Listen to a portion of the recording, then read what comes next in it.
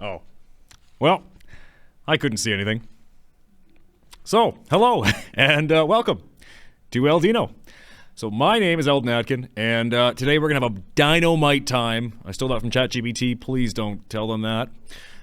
This is Dino. We're talking about Canadian dinosaurs. Now, the last episode we talked about Pachyrhinosaurus. If you haven't seen it yet, I recommend checking it out. It was a great episode. And today, we're still in the dinosaurs that start with P from Canada. And we're talking about Panoplosaurus.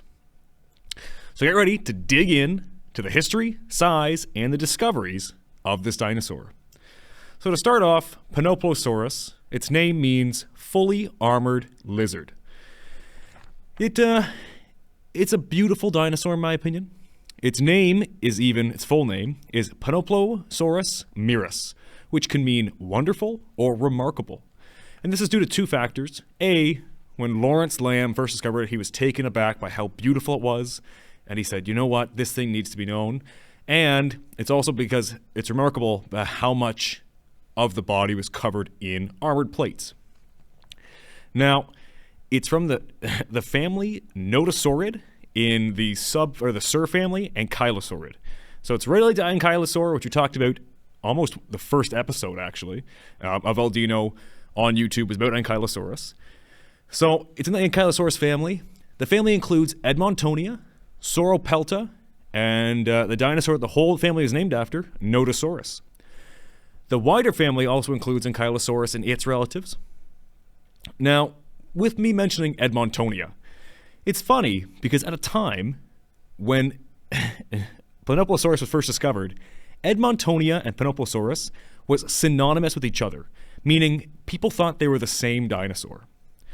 Now, after closer inspection and many years after, it was finally realized that Edmontonia and Panoplosaurus weren't the same dinosaur. We have a picture to show, and in the picture you can kind of see that Edmontonia it's on the left-hand side. It has larger spikes on the shoulders, while Panoplosaurus has very few, kind of shorter ones. They are very similar, but there's a lot of differences. And those differences make it unique. Now, it lived around 76 to 66 million years ago.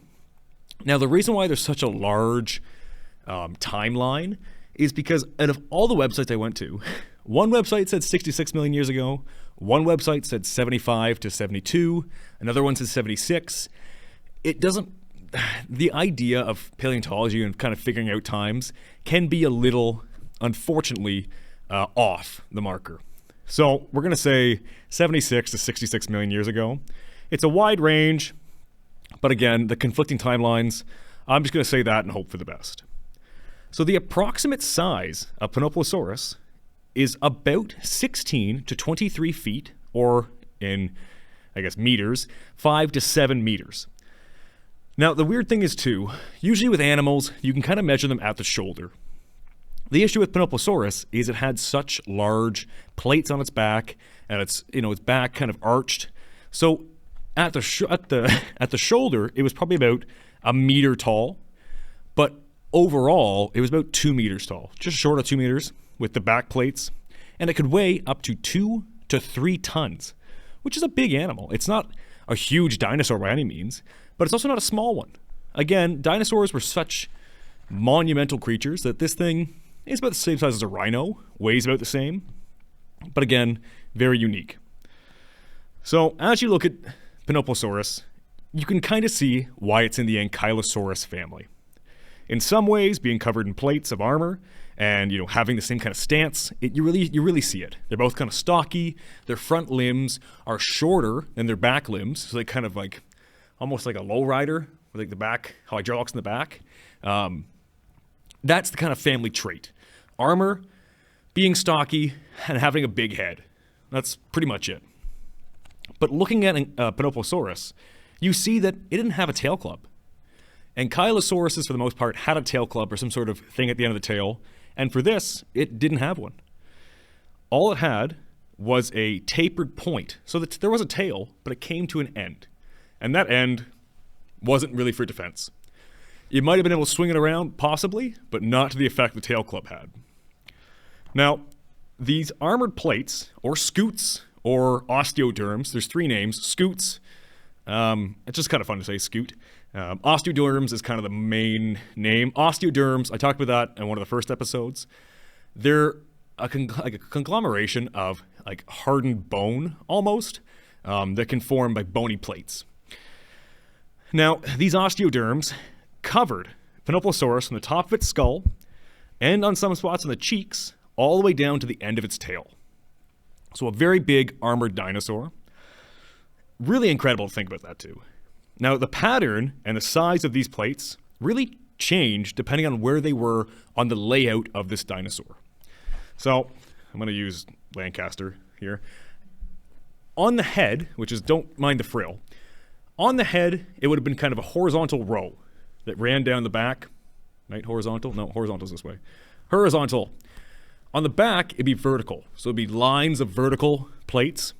And on the sides and the belly, you'd have all these little conglomerations of irregular shaped spots and irregularly placed. So it's almost like kind of randomized on the belly. Is these big plates of osteoderms that would protect it from predators. Now, when you think of being a dinosaur, you got to think, there's a lot of predators. There are a lot of dinosaurs that want to turn you into lunch, especially when they're so much bigger than you too. Now, the horizontal rows, we think, would have helped to make it harder to get a bite on it. It wasn't like other nodosaurs that had, rows of spikes like stegosaurs, not stegosaurus, but stegosaurs. A lot of differences, but again, protection. Now, it lacked the shoulder spikes that other nodosaurs had, but instead had these big, I'm not saying like strange osteoderms, like plates that kind of hung down or sat on the shoulder. So again, if I'm trying to take a bite of you, and I'm going to try to like chomp down on you, if you got plates, I can't really bite down because it's hard to get my mouth around it. So it really kind of helps protect you. Just stay. Okay, well, he's going to have a nap. Now, the last little bit about its description was relative to its size. A lot of nodosaurs, a lot of ankylosaurs had thick heads, but its snout was very narrow. And since its head was low to the ground, it leads to the fact that it probably was a selective browser, meaning it went through and said, hey, all these plants are low to the ground. I'm going to specialize on eating low to the ground plants because it's easier. It also had bony plates on its mouth that would help it crop vegetation. We don't really know if they had like multiple stomachs like cows, but the idea is that it was specialized in what it did. Now the discovery, which I think is amazing. So it was first discovered in 1917 and then later named by the same person who discovered it. That would be Mr. Lawrence Morris Lamb. That was in 1919 he named it. He found it in Alberta in the Dinosaur Park Formation, which I'd love to go to one day. And when it was first discovered, it was almost a nearly complete skeleton, with the skull, the vertebrae, and even the armored plates intact. This was crazy though, because at the time, we had never discovered an armored dinosaur in North America before. Or this was either one of the first ones, or was the first one. So imagine, you have all these dinosaurs, you have long-necked sauropods, you have, tyrannosaurs, you have raptors, you have stegosauruses, you have all kinds of things, you have triceratops. And then you get this weird dinosaur who isn't large by dinosaur standards, but isn't small, and is covered head to toe in armored plates. It's a really cool concept, and it's a really cool idea to think, hey, we found one of the first ones in North America in Canada. And that's why I love this show. It's all about Canadian dinosaurs. Now, the holotype, holotype technically means the very first specimen found. It's the holotype. Everything found after that is based off of what you found. It is currently housed in Ottawa at the Canadian Museum of Nature, which I've been to. I didn't see the holotype because they kind of tuck it away and hide it, but it's wild to think that I've been to a place like the ROM that has all these dinosaur bones housed and protected. And that's just such a cool concept to me. So later in the 20s and 30s of the 1920, 1930, we found a couple more specimens. I think totaling, there's been 7 complete-ish specimens found in Alberta and in Montana. And from these fossils, it allowed a nearly complete picture of how the dinosaur looked. We still don't know exactly how it acted, but we can guess. And the guessing is the fun part about it. Now, it was also found in Saskatchewan in the Judith River Formation. In Montana, it was found in the Bear Paw Shale Formation, and then even found in New Mexico in the Oji Alamo Formation. Now, with that, it's one of the reasons why Edmontonia was kind of confused was because you have dinosaurs that go from Alberta, Saskatchewan, Montana's around here somewhere, and then New Mexico's way down here. Well, that can't be the same dinosaur. It's got to be a subtype. It's got to be something else, because how else did it get from point A to point B? It's a pretty wild concept to think you have dinosaurs that travel from Canada to New Mexico. That's a huge distance, and we haven't found any of them on a stretch there. So it could be a new species. It could be its own species. We're not entirely sure, but it's a cool idea to think that this dinosaur was so dispersed. And this is one of the first dinosaurs. I've talked about dinosaurs again being found in Saskatchewan, but Saskatchewan and Alberta, really cool. So that is Panoplosaurus. That's really all I have to talk about today. I tried to do as much research as I can, but there's only so much you can say. As always, paleontology is guesswork. So I'm really happy you came here today to watch me, Eldin Atkin, talk to you about dinosaurs on Dino. We had a dynamite time. That's DINO hyphen or slash mite.